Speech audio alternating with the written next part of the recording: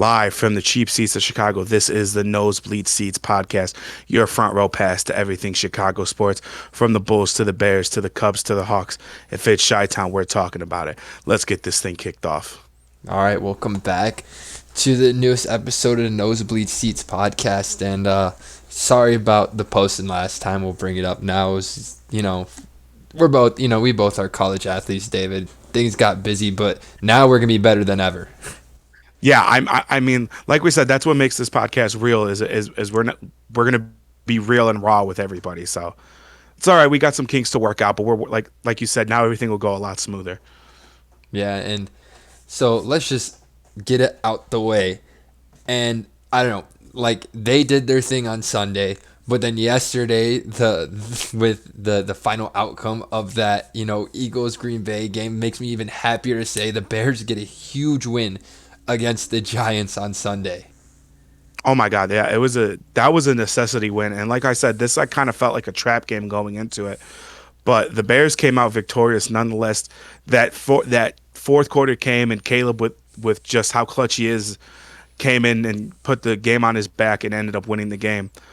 But I mean, like you had said, yesterday was huge. It was as important, if not more important, than the Bears game on Sunday.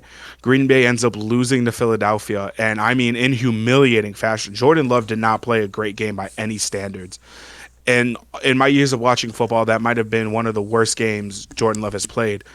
And just even in general, I mean, it's the same Monday Night Crew, which our first episode, I gave Troy Aikman shit for crapping on Caleb. Caleb played a better game that game against Washington than Jordan Love played last night against Philly. Yes, I understand Philly is the defending champions. It's going to be a tough game to play, but you're at Lambeau Field, and I think this is the first time Green Bay has lost back-to-back games at home since maybe 2013. So that's a hard thing to do, is to beat Green Bay in back-to-back home games, especially in Lambeau. Yeah, and my roommate is a giant fan of the Packers, and it was just so nice to see them raging for a change instead of me. And oh my gosh, I was trolling so hard. I said, Jordan Love is not clutch. And he ain't as clutch as Caleb Williams. I'm sorry, right now, Caleb Williams is one of the clutchest quarterbacks in the league. Jordan Love not even at his level. And when I said that, my roommate was so mad at me for saying it. But I think, and personally, my opinion right now, it's true. You're seeing it right now. The Giants game, do you think that was his game that we've been talking about that we needed to see from him? I mean, it didn't come out how I thought it was. I thought this was a game Caleb could definitely pass for almost 300 yards, maybe a little over 300. The receivers were clicking. Obviously, the weather played a kind of a key factor into it, but both teams had to deal with it, and evidently it looked like the Bears wide receivers just either were having a tough time catching the ball, because Caleb was throwing great passes. I mean, the stat sheet doesn't show it, but I mean, just anyone watching the game, and I went back and watched the All-22 film, I believe it was last night or early this morning, and you see a lot of them, and like the big culprit of it was Zacchaeus. Zacchaeus had a lot of passes hit his hands and just couldn't catch it, and everyone thought it was on Caleb. Originally, I did too, and like I said, going back and watching that All-22 film, you kind of saw that Caleb's hitting these guys in stride, and they just couldn't catch it. I mean, the first big pass that everyone thinks to is in the first quarter, that first drive the Bears have. Caleb just launches it on fourth down, which is the other thing. We have to go for it on fourth down because of Cairo Santos' inability to make field goals at that range. Go for it on fourth down. Caleb throws a fucking laser to DJ Moore. Even if DJ caught it, it was going to be ruled an incomplete pass, but that's a pass that hit DJ in the hands. There's no reason you drop that pass. And same thing for Roma Dunze. Roma Dunze had a lot of passes that hit him in the hands, and he just could not catch. The only receiver that looked great was the rookie. I mean, Luther Burden is showing why he needs to be a main target he's showing why he needs to be a main target in this system. And I think especially coming off that concussion, now Caleb's starting to find guys he can rely on. The offensive line played their ass off Sunday. I mean, this might have been one of the more complete games I've seen the offensive line. Caleb's still trying to do, in my opinion, a little too much of the hero ball. But with how his wide receivers were playing, I don't blame him. I do have to give a shout out to probably the most underrated tackle right now. And people are, especially after this game, shutting down Brian Burns, people are showing him a lot of love. Darnell Wright, man. I mean, this guy, listen, it's been a while since I've seen a franchise offensive lineman for the Chicago Bears, and that looks like a stud. And Darnell Wright is that guy. I mean, there's a play where I'm going to get to the big play in a minute, but there's a play where he slips, and just to show the athleticism this man has, this man slips, does a front roll, and pops up back onto his feet like he's 110 pounds, and he still ends up making a block. Now, the big play that everyone talks about, and it was a huge play, is there's a play where Brian Burns is rushing, and Darnell Wright just takes his hand and smacks him and pancakes him with one hand on a pass rush, which is hard. First of all, getting a pancake on a pass rush is a hard thing to do, but doing it with one hand is hard, especially against Brian Burns, who's one of the more top edge rushers in the league. But like I said, this offensive line is starting to click, and again, that just the clutch factor that Caleb has is something that I've never seen from a Bears quarterback. I mean, when we went down and scored the touchdown to go down seven to make it 2017 game, and the Bears got that ball back, I had all the faith in the world that Caleb was going to score. Bro, that's the thing. I don't know a time where we ever felt that way. That we could literally I felt the same way. We scored, and I'm like, all right, the comeback's happening. And you know what? But what also did help us, and I hope it's just a 1 week thing. Jackson Dart got that concussion. Feel bad for him. That went down, helped us in our favor. But when we got that ball back, I was like, we're about to score. We're about to win the game because we've done it how many games now where we've been down and we come back and win. It's just so nice to have. I'm gonna say it again. We have the clutchest quarterback in the NFL at the moment. You can Yeah, say whatever. We have because people were saying, originally beginning of the season was Baker Mayfield. He was doing his thing for Tampa Bay. Now slow down. They just lost to the Patriots and all that. Not saying that losing and winning, makes you clutch, whatever. But the past couple games in a row, this isn't just once this season, once every couple games lucky. No, every single time it got to this point, Caleb Williams does his job, and he is the clutchest quarterback in the NFL right now, in my opinion. yeah, and I mean it's something that even the NFL kind of tweeted about it. They posted that he was mic'd up. Hearing his teammate, I think it was Case Keenum was talking to him on the sideline. He's like, "You're gonna get this ball back, and you're gonna go down and win this fucking game." So even his teammates know that if Caleb Williams is getting the ball in the fourth quarter down a touchdown or something, he's gonna lead a comeback. Sorry, but that's something I've never seen from a Bears team. And another thing I've never seen is that where the defense is a concern. I've never had it to a point where I have faith in the offense that they're going to go out and succeed, and I have to worry about the defense. I mean, this secondary is lost. We've been saying it all year. Is lost without Jalen Johnson, lost without Kyler Gordon, and especially they looked a loss out there this week without T.J. Edwards. Hope he's back soon. Um, but this is a game that the way it started, it looked like a game that was going to end terribly. And I had a conversation with my dad. We texted it, and I texted him. I said, "This team last season would have folded. Yeah, This 100%. team this year is, and Ben Johnson has single handedly shaped this team to, let's say we're going to play 60 minutes of football. We're not going to play a half. We're not going to play a quarter. We're going to play 60 minutes of football." And a lot of people are criticizing, well, I wouldn't still consider the Bears a playoff contender. I mean, they've played nobodies on the schedule. Yes, they've played nobodies. While they may have played nobodies on their schedule, the Packers have played about the same caliber, if not the same teams the Bears have had. And I mean, let's look at it like this. Bears played Dallas without CeeDee Lamb primarily. They blow Dallas out of the water. Green Bay plays them without CeeDee Lamb. They tie. It ends in a tie. Bears haven't played the Eagles yet, but that's a game that's coming up. That's going to be an important game. We'll see how the Bears can do. And Packers play Washington. They beat Washington convincingly. We played Washington. We won on a last second field goal. So there's similarities are there, but I think Chicago finally has something to be proud about and excited for, because this was what we saw as a rebuilding year. We just wanted to see progression from Caleb, which we're seeing. We wanted to see how this team would react in the fourth quarter when they're down and they need to go and take the lead. And we've seen that all season so far. I mean, I truly think Ben Johnson knows that if Caleb's out there with the ball down 7, down 4, whatever it may be, that his quarterback's going to lead him to victory. And I think the guys in the locker room are starting to realize that and know that, which is a great thing. And I mean, I kind of crapped on the defense and the secondary, But I mean, if there's anyone I got to give a shout out to, it's C.J. Gardner Johnson. I What mean, a this guy signing. came in. What was it? The Baltimore week. Uh, Signed Baltimore week. Really didn't do much. The guy had 2 sacks this week, and had a huge sack on Russell Wilson in the fourth quarter to force that punt. Which thank God that punt was shit and it was hit on the side of the foot. But Gardner Johnson is slowly becoming, even though he's a safety, is becoming a corner. And I think even if if Jalen Johnson and Kyler Gordon both come back healthy, I think you still rotate Gardner Johnson in, let him and Stevenson rotate a little bit this season. I think it's a good look. And speaking of Jalen Johnson returns, he just posted a video a couple hours ago of him stretching and working out that his legs and stuff that was hurt. Listen, I said at the beginning of the year they didn't put him on IR, so they're expecting, if the Bears keep winning, do not be surprised if the last 3-4 weeks of the season Jalen Johnson comes back. Especially if they're still in playoff contention like they are right now, I can more than likely see Jalen Johnson coming back and helping this Bears secondary. And especially with Kyler Gordon, so when you're on IR, it's a 4 to 6 weeks. We don't know how long Kyler Gordon could be out 4 weeks and then he's back. He could be or it could be six. I think it's more. I think it's going to be about 4 or 5 weeks he'll be out.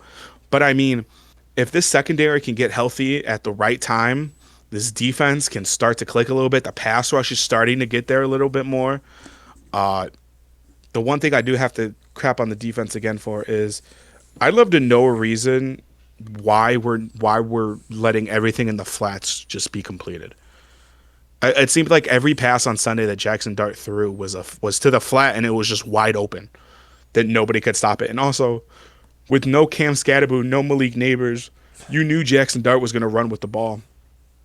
Why we don't have a QB spy on Jackson Dart is beyond me. I mean, he did his thing. I mean, it's not like he hasn't been doing his thing all year, but that beginning of the game, this is like quick reaction. I literally was like, why does Dart look like the veteran, more of the veteran compared to Williams? He did his thing, and honestly, the Bears got lucky. This sounds really bad. You never want anyone to get hurt, but when he got hurt, because honestly, I think if he would have stayed in the game, we would have had a much different ending.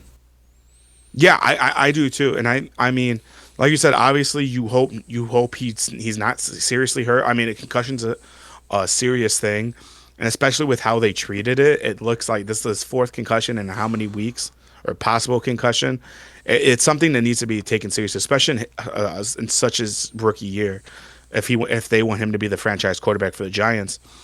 But I mean, even when Russell Wilson came in, he was starting that the team was had the momentum in their favor. But the big thing, and we said it before, this Bears defense succeeds when it gets a takeover, where it gets takeover. I'm sorry, when it gets a takeaway, and that fumble that Jackson Dart had, I think, is a key factor to what made this defense lock in. Obviously, like I said, there's things that still need to be fixed. This isn't a team that's going to go out and win the Super Bowl this year. If they do, great, fantastic. I just don't think so. But If they like do, I said, Vegas had it. if they, Vegas sorry, had the Bears I'm winning gonna at cut eight you to off. nine games. If they do, I'm just gonna. I don't know. I'll do something crazy. If we were to win it all, I'd do something crazy. I don't know. Cut I my mean, balls off or something. I don't know. Not all that right, extreme. I was gonna say that's a little insane, but no, I agree. If the Bears were to end up winning the Super Bowl, this should be insane. But I mean, this is a team that Vegas had them at 8 to 9 wins to win. I had the Bears winning 8 to 9 games. You're at 6 games, and I mean, looking at the upcoming schedule, there obviously now we're getting into the portion of the season where it's a lot of divisional games, and these are important games coming up for the Bears. But I mean, you have Minnesota this week in Minnesota, who looked like crap against Baltimore. JJ McCarthy's back in, and you see this Vikings offense isn't, not even Vikings offense, just the Vikings team in general almost looks like they're kind of going through the motions. But if you can beat Minnesota Sunday, That's a big game. not only is it a big game in the divisions, but you more than likely break Minnesota's spirits on the year. Because then now they're 4-6 and having to look at a tough rest of their schedule. But say the Bears win Sunday, they're 7-3. They play Pittsburgh at home, who And I has think looked good all this year. They've looked competent. Obviously, didn't look the best against the Chargers this past Sunday. But I mean, that's another big game because it's Rodgers, who has owned us his whole career at Soldier Field, his potentially last game at Soldier Field. It'd be a big game, not only for Bears fans and the Bears, but also for Caleb to beat the guy he looked up to as a mentor and as a hero. Then you play Philadelphia on Black Friday, which I don't know if you've been seeing the memes going around Twitter, but the alliance that Bears and Eagles fans have. Listen, I 100% agree with this alliance until Black Friday, and then we will go to battle. But I appreciate the Eagles so much after beating Green Bay. Oh, yep. I'm that was such a huge game. Might not have been the most exciting game to watch for me, but I mean that it was exciting in the fact that I saw Green Bay lose. That puts the Bears in second, technically tied for first First. place record wise with Detroit, but in division standings we're in second place. But it still puts you ahead of Green Bay, which is huge. But you play the Eagles, then you play Green Bay in Green Bay, and then what is potentially your last true easy game of the year is at home against Cleveland. Hey, just saying. That Just saying. They play. Detroit plays the Eagles on Monday. This now Monday Night Football. If we beat the Vikings, and Philadelphia can do us two favors here, that might just be my second favorite team. I listen. I said that I'll make this if the Bears win Sunday and they play this Monday night against the Lions. Yep. So they back to back Monday night games. Yep. That's sorry that fact just caught me off guard. It's kind of weird, but either way, if the Eagles beat the Lions this upcoming Monday and the Bears win on Sunday, I will buy. Oh, I'm so sorry. Why'd I say Monday? It's literally Sunday. Oh, They play them Sunday. Okay, that's what I thought. I thought it was. No, you're good. I thought it was weird that Minnesota or that Philly was getting two yeah. Monday back night to games back to yeah. back, but they do play this week though. Yeah, they play this week, the 16th. Oh, okay. They have the Sunday night game this week. Okay. So either way, if Philly can find a way to beat Detroit and the Bears beat Minnesota, I will buy a piece of Philadelphia Eagles merchandise. I'm not saying a jersey. I'll buy something. I'll put it that way, showing my support to Eagles fans. I But I mean, that's going to be huge. I mean, Detroit loses, Bears win. That puts the Bears. I believe that'll put the Bears at the top of the division. the top if they get the win. Even being the Bears would be 1 and 2 in the division, but it would put them at the top of the division, and then that would be huge, especially considering they play that game, then they play Pittsburgh, and then they play Philly. So this is a tough schedule. Like I said, this is a tough schedule coming up, but I think this Bears team has the potential to, let's say, win 1, 2, 3, 4, 5. I say the Bears could. I see the Bears winning maybe five of these next games, 5 of their last games. Yeah, no, Out of the rest of the schedule, I see them winning 5 games. I see them beating Minnesota. I see them beating Pittsburgh. I see them lose. I see us losing to Philly. I think Philly's a real good team this year. They've loaded up on defense again, so it's gonna be a tough game. If they can beat the Lions and then lose to us, I may have to get a jersey. You know, just saying. But that's a tough task to beat, mostly with the kind of trade deadline they just had. Yeah, that's gonna be a tough game, but they win against Minnesota, they'd be 7-3. Pittsburgh would be 8-3. Lose to Philly would be 8-4. Lose to the Packers in Green Bay, that's 8-5. Beat the Browns, that's 9-5. Beat Green Bay at home, that's 10-5. Right now, that San Francisco game is a primetime game. I could see, depending on how the season goes, if Brock Purdy's back, they might lose that game. San Fran still looks real competent in the NFC West, which is a tough division. I have that as a loss. And then at that point, I have the Bears and the Lions. Like I said earlier, I had the Bears splitting with every team in the NFC North this year. So, I mean, that puts you at 11 wins. That could more than likely put you in the playoffs. It won't get you the number 1 seed. It might get you the number 3. It might get you the 3, 4, if not at worst the 5 seed. I think, personally, I think the number 1's going to go to Philly in the end. Well, no, it depends on, honestly, who wins this game on Sunday between the Lions and Philly. I think that's going to depend on who becomes first as one of those two teams. I don't know if you disagree, Yeah. but like honestly, me personally, in the schedule, we destroy Phillies. Sorry, the Viking spirit. Hopefully, because the one problem is if we lose this game to Minnesota, everyone, because I've seen the comments on everything. I've seen the TikToks, the tweets, and everything. Everyone's just saying we're beating Listen, bad teams, and I'm not saying Minnesota's a good team, but it is a big game, and we'll see if they can really do it. The Bears. yeah. And I mean, here's the thing. It's any given Sunday. You face the teams that are put out in front of you.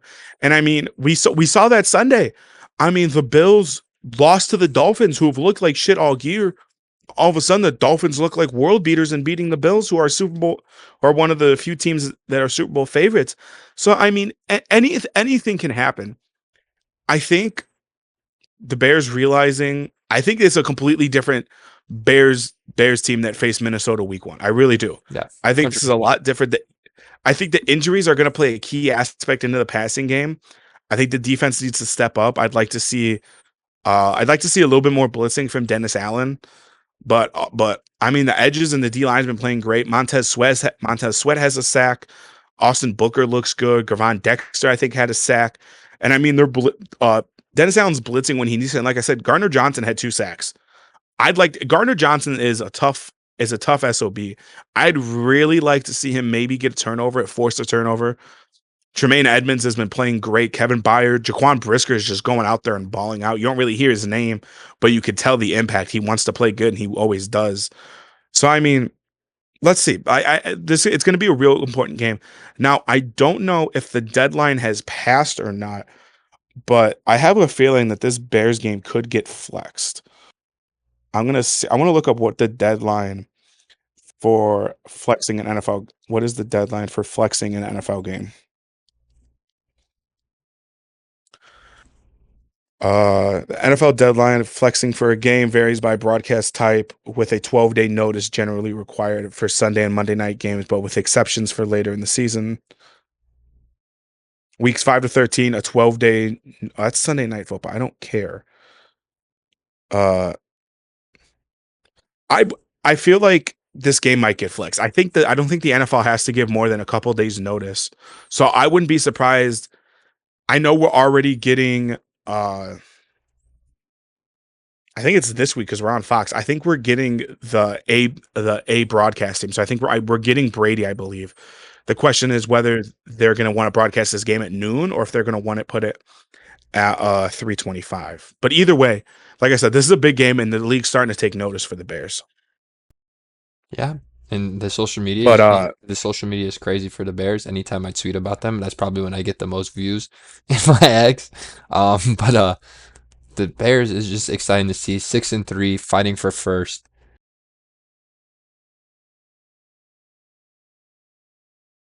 another team that's just playing fantastic and out of their mind are these fucking Chicago Blackhawks. I mean, like me and you said at the beginning of the year, we kind of just wanted this team to be entertaining. And they're entertaining, all right. I mean, this is a Blackhawks team that's kind of giving me the early dynasty vibes. I mean, Bedard's looking. I want to know why Bedard's already not a captain. Like Bedard is the captain of this team. Hey man, just saying for the type of performances he's having lately, I had this behind me. You know, had now just I gotta take off my headset here because I gotta represent for us talking about this team. Make it oh man, I love this team, this player mostly. He's tied second in the NHL in points. He's doing his thing, and the thing is, the Blackhawks also their last 3 games, I think it was 5-2, 4-0, then 5-0. They just beat Detroit. They're Five. I think they beat Detroit 5-1. But yeah, I mean, this is a Blackhawks team that is just explosive, and this is something that I really haven't seen a Blackhawks team in a while. And they're willing to fight and they're willing to give it all to win. See, you're going all out, and here's the thing. I sorry, I have to here's represent. No, I don't blame you, brother. But here's the thing. I refuse to buy a newer Blackhawks jersey I know until why. until I get that black alternate jersey. That's gonna be the first new Blackhawks jersey I get. I mean, I have a lot of the white Blackhawks jerseys. I need a red one and I need a black one. And I mean, I think a black Bedard 98 jersey is going to look clean. And I think a black Knight jersey is going to look clean as well. I mean, those will be two that I might not even wear them. They might just get framed. But I mean, like I said, and let's go back to that game against Detroit. I mean, that's a huge game. I mean, Patrick Kane's returned back to the Red Wings. So it's another big game. You get to beat Patrick Kane. And again, it's a heated rival. Oh yeah, Detroit and Chicago is a huge rivalry. And we haven't really seen it a lot in the past couple of years. But I mean, that's a huge win. It's a dominant win. And I said this to a regular. I said, the Hawks for sure, maybe a little bit of the Bulls are starting to convince me that maybe I need to go and give Jerry Reinsdorf some money and go get the Chicago Sports Network. I oh mean man. it's getting to a point that I'm missing too many good Hawks games that I at this point I might need to just buy it I just at need least to for give you one my, team. my ESPN Plus login. That's what I use. I watch on ESPN Plus. See, that's the problem is you're out of state, so you can do it. I'm in state, so So it's you can. blacked out for me on ESPN. It's blacked out for me on ESPN Plus. I've had to use Stream East and a bunch of other streaming websites to just watch the Hawks games. So I mean, it's something that I really might not have to consider. As someone who shit on CHSN earlier this year, they were, if you guys remember a couple episodes ago, they were winners or whatever you may call it, losers you may call it of disappointment of the week. I might have to cave in and get the network, at least for the Hawks. The Bulls are a different story. But I mean, Bedard's finally stepping into that role Oh man, that and showing the reason why he was drafted number one. I that's mean, this, like I exactly. said, I don't think this is a team that's going to go out and win the Stanley Cup. They're still really young. They need obviously some veteran experience and then just some like playoff experience too. But I wouldn't be surprised if this is a Hawks team. Again, it's still early in the season, but I wouldn't be surprised if this is a Hawks team that we're still talking about when the playoffs come around. Oh, and they look like a team that's gonna make the play. And they look like they're clicking. And we're not even clicking. That they figured it out, and it's just crazy how some draft picks and just a move who your goaltender is just change it. Last year they were one of the worst teams in the whole NHL. And now they're the biggest surprise and they're just growing into their roles. And I do believe now at this point that I do believe they'll make the playoffs. I really hope so. I really hope they're not being a Chicago Bulls, respectfully. Um, the United Center is having a very good time right now in the beginning of this season. I do believe this is a team that's going to make the playoff. Mostly if Connor Bedard keeps doing his thing. And I mean, imagine like if he keeps it up and the Blackhawks are up there making the playoffs, he's going to be in a future MVP talk for the season. And what's this? His third year. It's his I think it's third. his third year. His third year, I he's think it's already his, MVP. Like he will be if he keeps it up. That's what I'm saying. And it's been fun to watch. And you talked about in the beginning. The funniest part is I probably watched more hockey than you. I mean, we can agree on that. And yeah. your prediction was much better than mine. 100% better. Listen, like I said, make it entertaining. Make me want to buy the Chicago Sports Network, and the Hawks are doing it, man. I mean, listen, I'm willing to scalp out the $30 a month, whatever it is, to watch this fucking team. And if I got to pay $30 a month to watch the team, I might just have to pay the $30 a month to watch this team, and it'd be worth it. But I mean, this is a team coming up that I kind of want to talk about. This is a team that had a big week, and they're not even in season. I mean, the Chicago Cubs. I mean, listen, I we I when the season ended, weren't really going to mention the Cubs again. Maybe when we got closer to uh opening day and spring training and stuff, we'd start talking about the thing. But this is just something we have to talk about. You have three Gold Glovers and a whole team Gold Glove. So the whole Chicago Cubs as a team won a Gold Glove, which I did not know you could do. Evidently, you can. But your three Gold Glovers, two outfielders, and you got Nico Horner, Ian Happ, and PCA, who we knew was going to be a Gold Glove candidate. Realistically, should have won Platinum Glove. They decided to give it to, I think it was Fernando Tatis, who ended up winning the Gold Glove the Platinum. Yeah, Fernando Tatis won the Platinum Glove in center field. PCA should have won the Platinum Glove, no, 100%. How he didn't, I don't know. But this is something that this team needs. I mean, I crapped on Ian Happ a lot this year, but he's still a Gold Glove candidate. Nico Horner was electric, especially in the playoffs. His fielding was electric and saved us a lot of games and got us deeper than we should have ever been in the divisional. And then PCA is just PCA, man. I mean, this kid's gonna be special for years to come. And then the one Cub that got robbed last night, Cade Horton gets robbed of National League Rookie of the Year. I mean, there was one voter who didn't even put Cade Horton on the slip, and I'd love to know who that is. But Cade Horton comes in second in the National League Rookie of the Year vote. I really do think the stretch Cade Horton had down the year. I think if he would have played in the playoffs, he would have 100% won Rookie of the Year. I think not playing in the playoffs kind of hurt him, and it hurt the team. But this is a Cubs team that has me excited in was this November. I mean, and they didn't even get past the divisional round. I can't. This is the first time I've been able to say that since probably the Cubs won the World Series. Wow, So I mean, for that's a me to, big take. for me to say that this Cubs team has me excited in November is huge.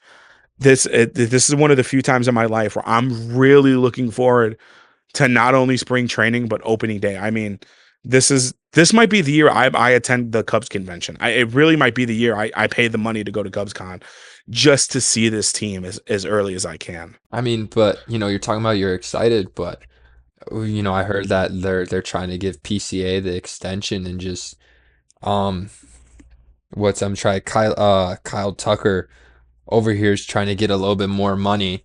And well, what do you think the move is for them to continue making you excited for this team and for everyone else to be excited for this next season? I mean, here's the thing. They can still offer a qualifying offer to Shota Imanaga and Kyle Tucker. I don't think they're going to give it to Tucker. I really don't. He wants too much money. And like I said, if he would have blown me away in the playoffs, especially in that last game, if he would have swung the bat, I'd have no problem offering him a contract. I don't want to give him a contract, especially when you have young guys like Alcantara and Cassie you can bring up. You can go out and sign a guy. You could put Suzuki back out and right. I mean, there's a lot of other options and cheaper options than Kyle Tucker. But I mean, the one thing, and especially with Shota Imanaga, again, great rookie year. I don't know what happened this year. Maybe something just, I don't know. But if he becomes a free agent, thank you for the memory of your rookie year. I mean, it was electric hearing you walk out to the Chelsea Dagger every time you walked out on the mound. But I mean, it's understandable why the Cubs might not want to offer him a qualifying offer. But I mean, I said it at the end of the season. There's a couple names I want the Cubs to go get. I think you give Dylan Cease a blank check and say whatever you want, we'll give you, and it's going to be expensive. But we've seen that you need to pay money for these players, unless because if not, they're just going to go to LA, and LA is going to win the next 18 fucking World Series, and they won't have to pay any money until fucking 2098. So I mean, the Cubs need to open up the pocketbooks a little bit, and especially with how much they're charging for me to just get in the fucking door at Wrigley to watch the Northwestern Michigan game this Saturday or the following week Northwestern Minnesota. You fucking better have money to go get Dylan Cease. And then the last thing they got to do to make me excited is bring home Kyle Schwarber, man. I mean, bring Schwarbs home. I mean, that's a guy that I've been saying for years. If the Cubs would have just waited one more year, the universal designated hitter rule would have went into effect. This is a guy that is gonna make. If you thought Wrigley was loud before the playoffs, imagine what Wrigley is going to be when Kyle Schwarber is your DH. And a lot of people are saying if you bring Schwarber up as your DH, does that mean you're putting Suzuki in right? And if you leave Alcantara, Cassie, and right, what are you going to do with Suzuki? I think you alternate days off with who's starting at DH with Seiya and Schwarber if you sign Schwarber. I mean, it gives you a good rotation. It gives guys days off to rest, and you can rotate Seiya in and right field as well. So, I mean, that's a good thing. But I mean, the Cubs, like I said, the offseason's coming up. Let's see what the Cubs can do. Let's see what they can do with free agency. And hopefully they can keep me excited as excited they have me now. All right, and from that, talking about PCA, young player, one for the future for the Cubs if he accepts that extension, um, we got to talk about the future of Chicago sports and how bright we are looking right now in so many of the teams we have with even with, the Bulls, you have, the Blackhawks, the Cubs, the Bears. We have a future in Chicago, and I just wanted, like what how would I put this into words? Just the change with the youngsters. What do you see for them in their future? Which youngster in whatever Chicago sports teams you excited for, and what's kind of your prediction for our top young guys? I mean, here's the thing. Like I said, Chicago sports have been so down bad that the point of our teams just being mediocre is getting us excited. But I mean, obviously, I think the Chicago future in sport wise is bright. I mean, the Bears and the Blackhawks, obviously the Cubs, and I think the Bulls are starting to get there. I think Buzelis is especially a rising star. But I mean, just rising stars in each sport, it would definitely be. I mean, you got to put Caleb on there. Caleb, I said this when Caleb got drafted. It was after Bedard. I said I wouldn't be surprised that if in 5 years we're calling Caleb and Bedard the Jordan and the Walter Payton, like that level of stardom. Like, I mean, I wouldn't be surprised if next year we're seeing Caleb do a bunch of commercials for the NFL or NFL license or NFL products, and same thing with Bedard. I could see Bedard, and I think So you the think the they're going to be world and the faces of the national league? media. What'd you say? You think they're potentially could become the faces of the leagues are in? Yeah, I 100%. I 100%, especially Caleb. Like, like I said, he's doing things that we've never seen a Bears quarterback do. He's still on pace to throw for 4,000 yards. And I mean, I think if he throws for 4,000 yards, he's more than likely going to start being the new face of the NFL. And I mean, he kind of already is by Fox deciding they're going to put the A broadcast team this upcoming week with Kevin Bernhardt and Tom Brady on. So I mean, and Bedard, the Hawks are starting to get a little more primetime playoff hockey, or sorry, playoff hockey, more primetime hockey spots. Uh, Cubs, obviously the Cubs. I mean, I Wrigley's never been more electric and loud. So I truly think that. I mean, if I had to pick three, I can give you three right now for sure. I mean, Bedard, PCA, and Caleb are going to be the stars of not only their franchises, but I could see them being this, at least Bedard and Williams for sure being the stars of the NHL and NFL respectively. I think PCA's got too much of a swagger behind him and a little bit of not. I don't want to say an ego. An ego is not the thing I want to say, but I think he's got a little bit too much of a swagger for what the MLB is looking for to be their face. Or, But yeah. I think that I truly do think that these guys are going to be the bright and young stars of Chicago, and I think these are guys that if when me and you have kids, uh, these are going to be the guys we're telling our kids about. Yeah, honestly, That yeah. these were the guys that these are the guys we watched reshape Chicago sports. Exactly. And it's kind of like history repeats itself, in a way. And I mean, just with the older generation, we have so many great superstars. It is starting to come back.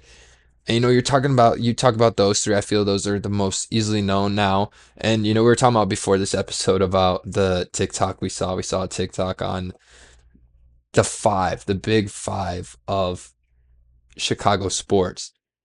And I agree with Yeah, four. Or four out of the five I saw was 100%. You can't second guess it. And I'm basically after I name this off, just who do you think would be your fifth? But Caleb for sure, number one. Number one. He was our number one draft pick recently for a quarterback. Bears football is looking the most exciting it has been in a while. He is the number one guy. Number two, Connor Bedard. He is bringing back that Patrick Kane swagger. You know what I'm talking about. That he's the mhm. top dog. He showed why he's number one. He's playing like he's tied second in points in the NHL, and he's a guy that honestly, I think when Ovechkin he retires, Crosby, McDavid, that is the guy that is going to be the face of the league, and I hope he stays here. And it's good that we're winning because that's my one fear. If we kept losing, I was like, this guy's going to want to go to somewhere he can win. But now we're winning, so it's interesting to see how long he'll stay with us here in Chicago. PCA did his thing, and I mean, mostly in the beginning of the season, PCA was really cooking out there. So Yeah, those three were easy. Number four, I think an easy one to say is Matas Buzelis. he is. I've been saying since the beginning he is a future All Star, and I still believe it. Right now he's good, but he's a little inconsistent in some Yeah. sense. I mean, like if we just pull up his last, you know, couple games, or hold on, I'm gonna go on ESPN here on their roster. Modest Buzelis. I'm trying to remember. Um, yeah, versus the Spurs, 15 points. That's mediocre. Only 4 points against Cleveland. I mean, he did only have 18 minutes in that game compared. Don't get me wrong. Then 20 points versus Milwaukee, which is a huge upside. But then he had 10 games before that versus 76ers and 14 with New York. He needs to be more consistent to really make that push for most improved player because he's not even in the talks. I thought in the beginning he was. He was doing his thing. Now he just needs to be more consistent in those 20-point games. 18 and up, basically, he needs to do. But that's easily number four. Number five on the TikTok said Roma Dunze. Yeah, I mean, the only reason I didn't put Rome, and like I said, I love Rome Odunze. I think him and Caleb Williams are going to be that 1-2 connection, kind of like how Brady had Gronk, Peyton Manning had Reggie Wayne and Marvin Harrison. I think Rome's going to be that to Caleb, and I obviously there's still a lot of growing pains, especially in this new offense. A lot of growing pains that we're going to have to get through. But I think Caleb's starting to realize he can rely on Rome, and that but now that he realizes too, he has other weapons, and I think the comments that Roma Dunze's father made kind of soured a lot of fans. It soured me a little bit.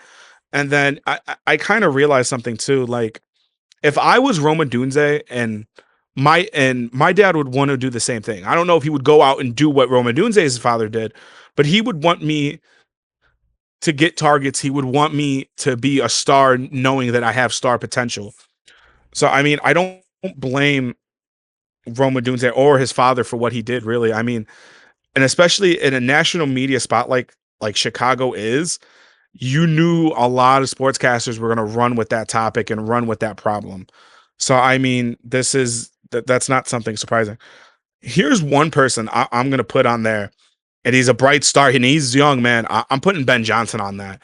I mean, I think Ben Johnson could be. I can't tell if that's a look of surprise that I said No, it or a look of surprise that it took so long for me you to say no, it. you switched it up on me. We were talking about just straight athletes, and now you just put a coach on there. Listen. There's very few coaches or managers in Chicago sports that are remembered as being greats, and obviously it's still only his first year. But I think Ben Johnson's doing something that's going to be memorable, memorable no matter what. I mean, I can't remember the last time. I just had it up. Let me see if I can pull it back up again. Uh, I can't remember the last time the Bears power rankings for Week 11. ESPN has them at 14. NFL has them at 16. CBS Sports has them at 13. Bleacher Report has them at 13. Fox Sports has them as 14, and The Athletic has them at 15. And for a lot of these websites and stuff, the Bears have jumped up anywhere from 1 to 3 spots. Especially on ESPN, they jumped from 17 to 14. I think the league's starting to take notice. And I mean, I can't remember the last time other than Ditka. I mean, Lovie Smith had his moments, but I can't remember the last time other than Ditka someone had so much charisma.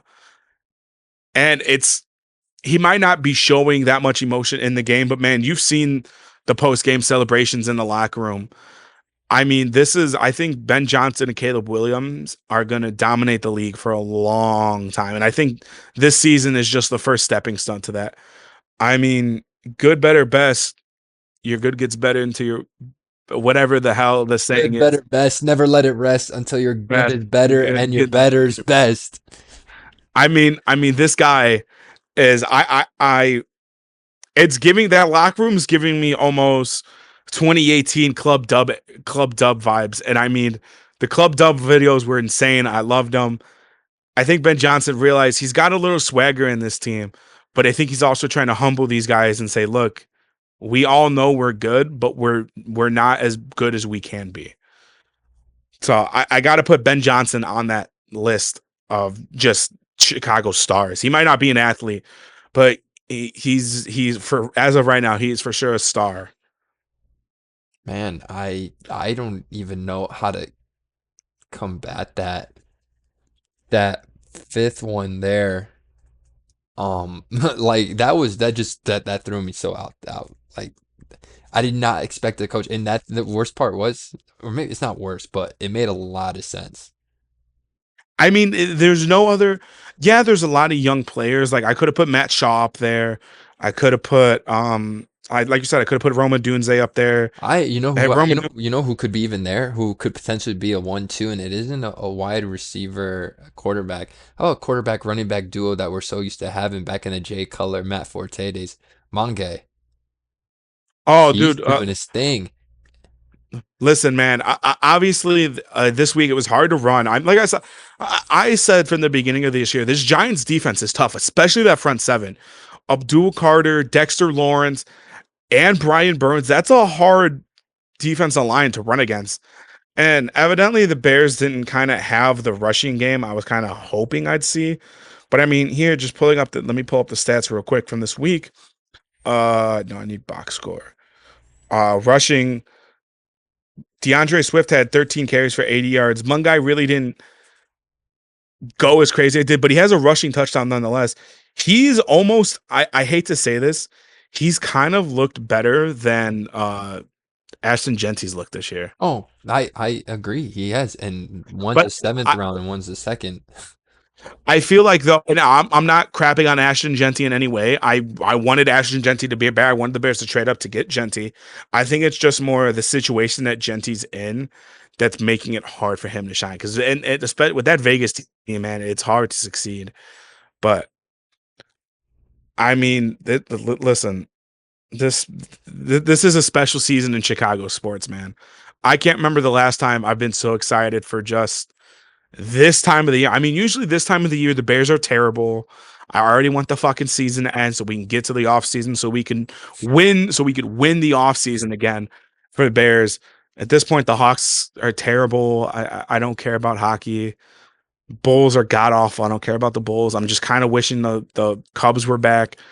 I'm excited. I mean, this is like the first time in a while that I've been excited to be in November, almost December, and most of my teams are competitive. Yeah, and I'm just gonna end up this fifth player conversation here because this name came up to me. We just recently traded for him, Josh Giddey. He could be in that I conversation. He could be in that conversation. I listen, I have no problem putting Josh Giddey in that conversation. I think he's like I said, he's still a young player. I think Giddey for sure, if he keeps up how he's been playing, is going to be an all-star this year, maybe even an all-star starter. If he continues this play for the Bulls, I could see him being with the Bulls for another 6, 7 years, maybe. All right, I so think I think sorry, I'm not. I'm gonna give out my five. I'm gonna lock it in. All right, I give out your five. top five. How would you say this? The best athletes, Brightest Chicago stars. brightest Chicago stars right now. Number one, Caleb Williams. Mm-hmm. Number two, Connor Bedard. Mm-hmm. Number three, PCA. Total. Number four, I just had Matas Buzelis. Mm-hmm. Number five, Josh Giddey. That's my final five. I mean, my five's gonna steal two of yours, but number one's but number I haven't said Bedard. Number one's Caleb Williams. Bedard's number two. PCA's number three. I'm gonna put Roma Dunze at four, and then I'm gonna put Ben Johnson at five. Like, if I have to choose an actual athlete, and I can't put Ben Johnson at five, I'll put Buzelis at five. I'll put Buzelis. You know what? I like that Ben Johnson. I really do. I like. Dude. I mean, listen.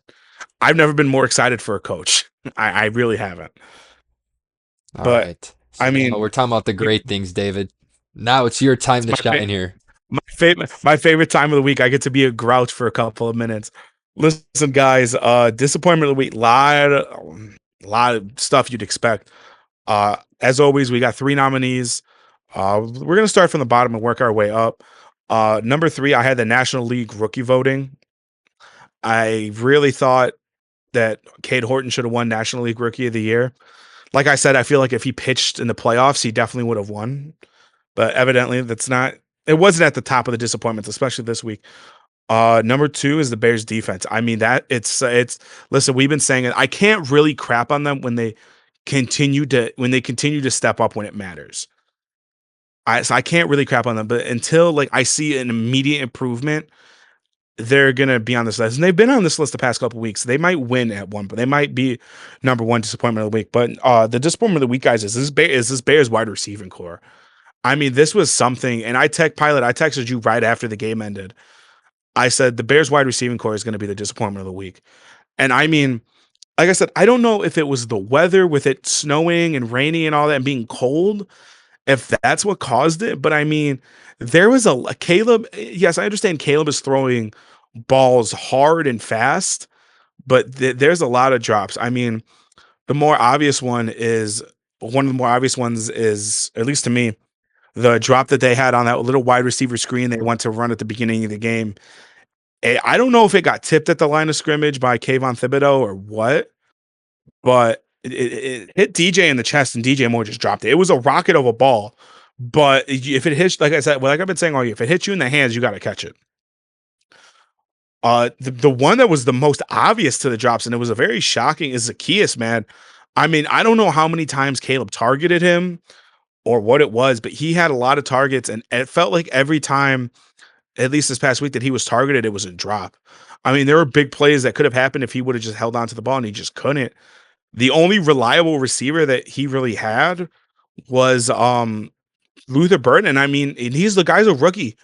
So I mean, I think Caleb's gonna start looking towards Luther Burden a lot more. Evidently, like we said, the Bears ended up winning, so it's a good thing. But the wide receiver core can't keep happening, especially now we're in November. Looking at your schedule, you're playing a lot of teams that are outside. I mean, the only teams left that you play that are in a dome is Detroit. Detroit and In a dome. Minnesota. So those are your last two indoor games, and then you play a warmer game on the West Coast in San Fran. But other than that, you're in cold weather. You're at home against Pittsburgh. You're in Philadelphia on Black Friday. That's going to be a cold game. You're at home against Cleveland. You're at home against Green Bay, and then you're at Green Bay. Like, this is cold weather games. So, like I said, I don't know if they're blaming the weather or what. I think Antoine Randall L is really going to get on these guys' ass and say, "Listen, this isn't going to fucking happen again. We're going to lock the fuck in and we're going to fix it." I don't know if they need to stand in front of the jugs machine and stand 5 yards in front of them and just start catching passes, but whatever they got to do to help win and be more successful as a wide receiving core, it's got to happen. But yeah, I mean, Bears wide receiving core, I never thought I'd say it this year, but they sadly are the disappointment of the week. All right. After that, that's gonna be it for this week's episode. Check it out. It's gonna come out, or you'll see it when I realize watching back. I say what day it's gonna come out, and it's like you're gonna see it when you're gonna see it. Yeah, I mean, we always tweet no matter what day it goes out. We always tweet the day it goes out. So it really doesn't matter what day it goes out. We'll always let you guys know when it's coming when the episode is out. Uh, as always, guys, give us any feedback. I mean, any feedback, topics you'd like to see on the podcast. Leave it down in the comments below. Tweet directly at me and Pilot. And also, we've been if you've noticed on our TikTok, we've been following back a bunch of athletes that show love and show love and that are actually like putting out film and stuff and putting out footage. If you guys show love to the podcast and you're like, and you get what I'm saying, Pilot? Yeah, if you're a Chicago Like if athlete you, or Illinois athlete and you're showing love, or just, yeah, if you're an Illinois athlete and you follow us, we'll follow you right back on TikTok. So check that out. I'm gonna point now because I'm gonna put it. Oh, yeah, this we're one. gonna whatever it is. There's the name. We're gonna There's the name. yeah. Yeah, we're gonna give love back to the athletes of Chicago and Illinois as a state, just because you're the reason we have this podcast. I mean, as much as it is the professional guys, it's the guys in the collegiate level too that are the reason we have this podcast and the reason we love talking about sports. So, like I said, guys, show us some love on the podcast. We'll tweet it out the second it goes out, let you guys know. But this is the end of the podcast this week, guys. We'll see you next week. Hopefully the Bears get a huge win, guys. So as always, I'm David along with my co-host Danny Pilot. We'll see you guys next week.